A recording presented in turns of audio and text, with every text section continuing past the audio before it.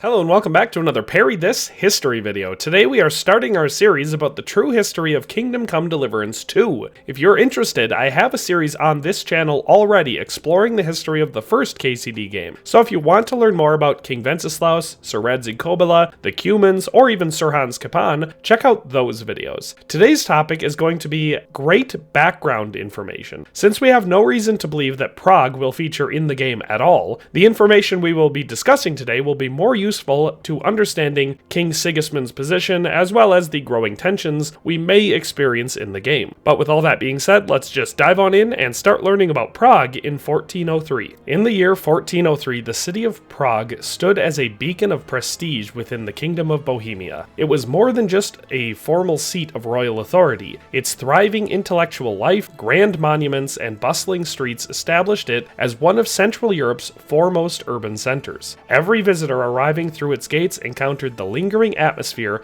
of the extraordinary era ushered in by the late Emperor Charles IV, who had transformed Prague into a stage upon which art, learning, and diplomacy were set in magnificent relief. The architectural wonders he left behind, imposing cathedrals, stately bridges, and venerable halls of scholarship, continued to proclaim the city's significance decades after his death in 1378. Yet by 1403, this dazzling inheritance coexisted uneasily with the new uncertainties of the age. Prague's pride and intellectual vigor remained unshaken, but its political direction had grown clouded. A swirl of dynastic tensions and rising religious debate, just visible beneath the surface, hinted that the city was approaching a crossroads. Far from being locked in a static past, Prague in 1403 was a place that balanced delicately between its glorious legacy and the subtle, persistent pressures that would ultimately shape its future. To appreciate the state of Prague in 1403, it is vital to understand the broader historical currents that shaped its fortune. The city's place in Bohemia owed much to the Luxembourg Dynasty, which had previously held the crowns of Bohemia, Hungary, and even the Holy Roman Empire in a remarkable personal union. This achievement reached its zenith under Emperor Charles IV, who deftly combined territories and title, making Prague a centerpiece of imperial ambition. When Charles died in 1378, his carefully woven tapestry of power began to fray. Old alliances weakened, and the grandeur he had fashioned grew harder to maintain. His son, Wenceslaus IV, inherited Bohemia, but he did not inherit his father's political genius. Instead, he struggled with disgruntled nobles, skeptical clergy, and an imperial authority that seemed to slip from his grasp with every passing year. While Charles IV had balanced secular and ecclesiastical interests with finesse, Wenceslaus found himself at odds with the very figures he needed on his side. Amid these growing tensions, Sigismund of Luxembourg, Wenceslaus's younger half-brother, stepped onto the stage. Sigismund had already cemented his own power in Hungary, and now saw Bohemia as a tempting prize. In 1402, he seized an opportunity that shocked the region, taking Wenceslaus captive and holding him in Vienna. Sigismund aimed to press his advantage by gaining leverage over Bohemia. Though the crisis cooled when Wenceslaus was released, the events of 1403 cast a long shadow. Sigismund returned to Hungary, but his ambitions hovered in the background, creating a political vacuum in Bohemia and leaving Prague to wonder which brother's rule it could actually rely on. The city's political life in 1403 thus became a delicate balancing act, shaped by the lingering uncertainty and the fear that Sigismund's influence, like a distant storm, might once again sweep through Bohemia's heart. Against this unsettled background, the people of Prague found themselves caught between shifting royal allegiances and deepening political intrigues. The nobility, whose loyalties had once seemed secure, now split into camps. Some clung to their faith in Wenceslaus IV, hoping he might yet consolidate his power and restore the order of his father's era. Others, however, hedged their bets by embracing Sigismund's ambitions. For city leaders, merchants, and ordinary citizens, this dynamic was unsettling. They relied on predictable rule,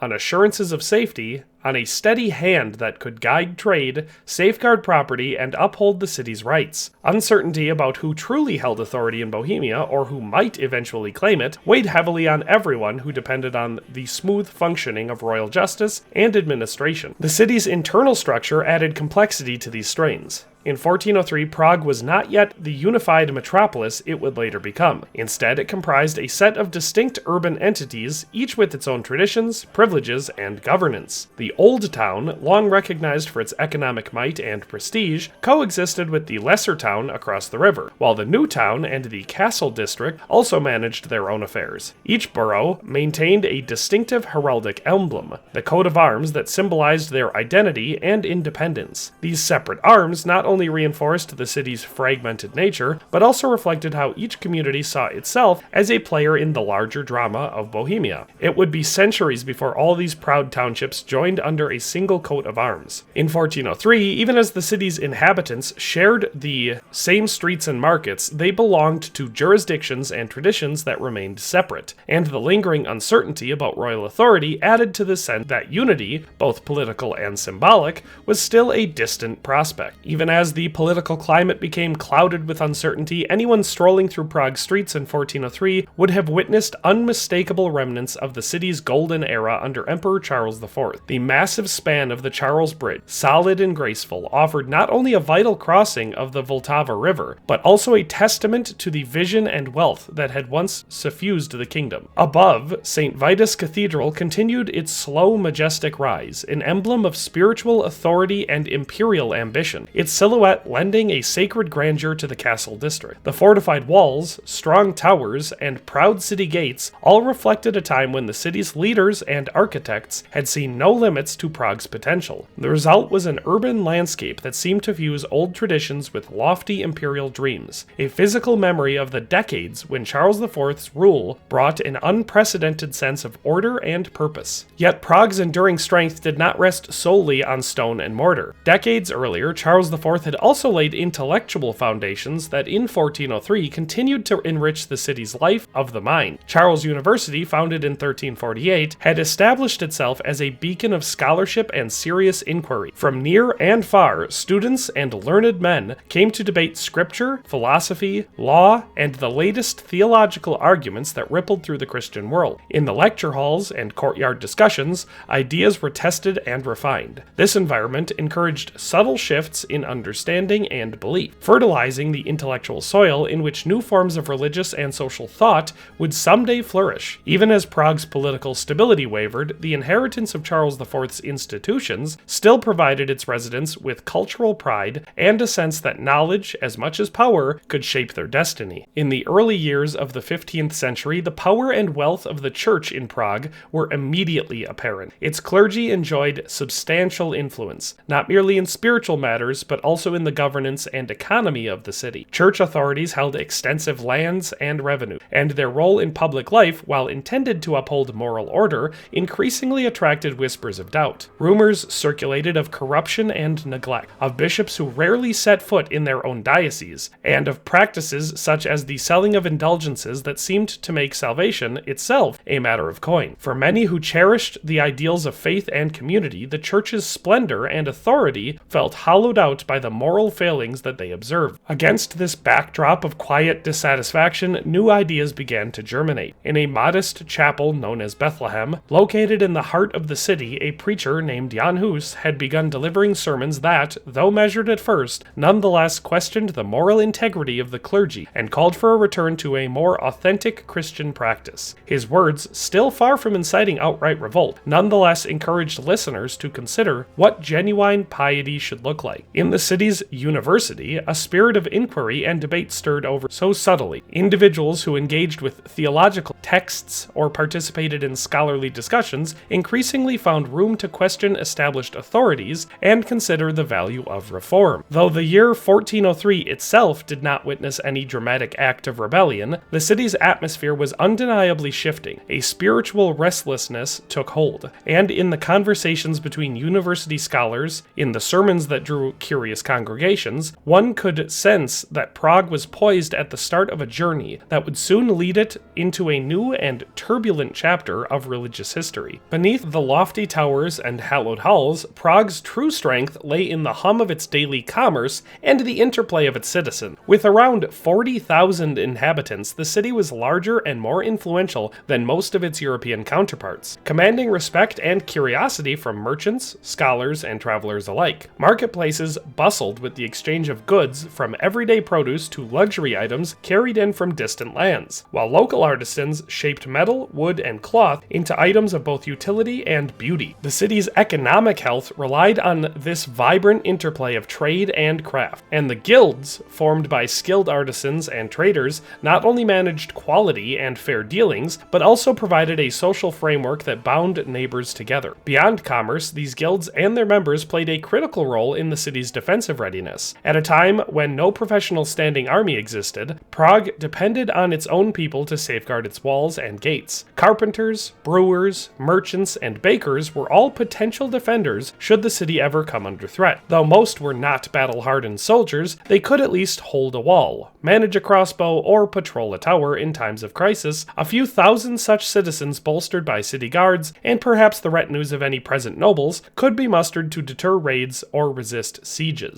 It was not the ideal means of defense, but it reflected the pragmatic spirit of the city's social order. Within this blending of trade, craft, and civic duty, Prague's people formed the sturdy backbone of an urban community that, even amid uncertainty, sustained itself and adapted to the demands of the age. For those who lived through it, 1403 did not unfold as a year of grand, defining spectacles within Prague's walls, yet it left its mark in a series of quieter shifts. One of the most significant developments, if rather understated, was the return of Wenceslaus IV to Bohemia following his earlier captivity in Vienna. Although his reappearance was not accompanied by triumphant fanfare or dramatic decrees, his presence alone offered a measure of reassurance. After months of uncertainty, the king's slow re-establishment of authority helped settle the landscape that had begun to wobble underneath the weight of foreign interference and the nobility's divided loyalties. It was not a permanent resolution. Few believed that the conflicts swirling at the highest levels of power had truly ended, but it was at least a pause, a moment when the city could breathe more easily. Meanwhile, on the spiritual and intellectual front, the atmosphere in Prague was undergoing its own subtle alterations. Jan Hus, already a well-known figure to those gathered at Bethlehem Chapel, saw his influence grow step by careful step. His sermons struck a chord with listeners, dissatisfied with what they perceived as a moral vacuum in the church, and the intellectual community continued to absorb and refine new theological perspectives. Although the city had not yet witnessed any bold confrontations or revolutionary acts, one could sense a certain energy in the air, as if ideas were gathering in strength and waiting for their hour to fully reveal themselves. These transformations took place under the lingering shadow of Sigismund's earlier intrusion. Although he had retreated to Hungary by the end of the year, his ambitions still hovered like a distant thundercloud. Nobles who had once felt secure in their alignments now wondered if their calculations needed revisiting, while citizens who depended on stability for their livelihoods continued to watch the horizons, uneasy about the future. Prague, for the moment, remained at the center of these quiet but important shifts. Even without a single dramatic event to mark 1403 as an extraordinary year, what happened then, the restoration of a king's presence, the gradual spread of reformist thought, and the long aftershocks of foreign interference, all contributed to a tense calm before the greater storms to come. In the landscape of Central Europe, Prague occupied a position that made it more than merely the Bohemian capital. Its influence and prosperity were tied closely to the broader region, where principalities and kingdoms overlapped in a tapestry of political intrigue and commercial opportunity. Travelers passing through Prague could move onward to Hungary, the Holy Roman Empire's German lands, or the Polish kingdom to the northeast. Through its markets, toll stations, and vibrant streets, commerce and ideas flowed outward, helping to bind together a network of trade routes on which merchants, diplomats, pilgrims, and scholars all ventured. Not far from the city of Prague lay Kuttenberg, known today as Kutna Hora, approximately 70 kilometers or 46 miles distant. Here, the silver mines contributed wealth that radiated into Prague's economy and reinforced its influence. This close proximity to such a lucrative source of precious metal bolstered the city's financial standing and connected it more intimately to the fortunes of the kingdom as a whole. Beyond mere economic ties, Prague's strategic location also served a political function. Strong roads and navigable waterways ensured that communication and troop movements could proceed with relative ease. In times of peace, these channels allowed knowledge and culture to spread. In less stable periods, they offered a means for kings and nobles to project power and maintain alliances. As one of Central Europe's great urban centers, Prague's geographical situation in 1403 underscored its role as both a beacon of civilization and a crossroads through which the ripples of distant events could travel with unsettling lightning speed. By looking back at Prague in 1403, one can see it poised at an uncertain threshold. The city, already famed for its architectural wonders and renowned learning, was on the verge of a dramatic transformation, though few at the time could have understood the scale of what lay ahead. In that year, the uneasy lull following Wenceslaus IV's return seemed to promise a renewed sense of royal direction, but any such stability would prove temporary. Beneath the surface calm, the political fabric remained fragile, and the memory of Sigismund's interference lingered. Indeed, this moment was less a conclusion than an overture to the tremendous conflicts that would soon erupt. What truly set Prague apart was the intellectual spark quietly taking shape in its universities and chapels. The cautious early critiques that Jan Hus delivered would soon blaze into reformist fire that would challenge the church's moral authority and send shockwaves through all of Christendom. Prague's culture of debate and inquiry made it a fertile ground for ideas that would eventually reshape not only Bohemia, but the very nature of religious life in Europe. In this sense, the Prague of 1403 stands as a grand stage before the curtains rise on the Hussite revolutions, an era in which questions born in lecture halls and pulpits would grow into rallying cries. The city's legacy in that year, then, lies not in any single grand event, but in the subtle gathering of tensions and hopes, both political and spiritual, that would soon burst forth and change the course of history. In the final reckoning, Prague in 1403 appears suspended between two worlds. On the one hand, it still glowed with the cultural luminosity instilled by Charles IV's era, its buildings, institutions, and intellectual traditions a testament to a past age of unity and grandeur. On the other, it peered anxiously into a future, overshadowed by potential strife. The delicate balance of royal power, the simmering call for spiritual renewal, and the quiet spread of new theological ideas all converged to create a moment of quiet intensity. Although free of the cataclysmic dramas that would later define it, the Prague of 1403 was a place where old certainties had begun to crumble, and the seeds of momentous change had already taken root. In that subtle blending of past glory and future turmoil, we discover a year that, though understated, was crucial in setting the stage for the epochal chapters soon to unfold. It was in this readiness, this hushed anticipation, that Prague's identity began to evolve toward the Reformation, conflicts, and profound social transformations that would follow in the 1410s.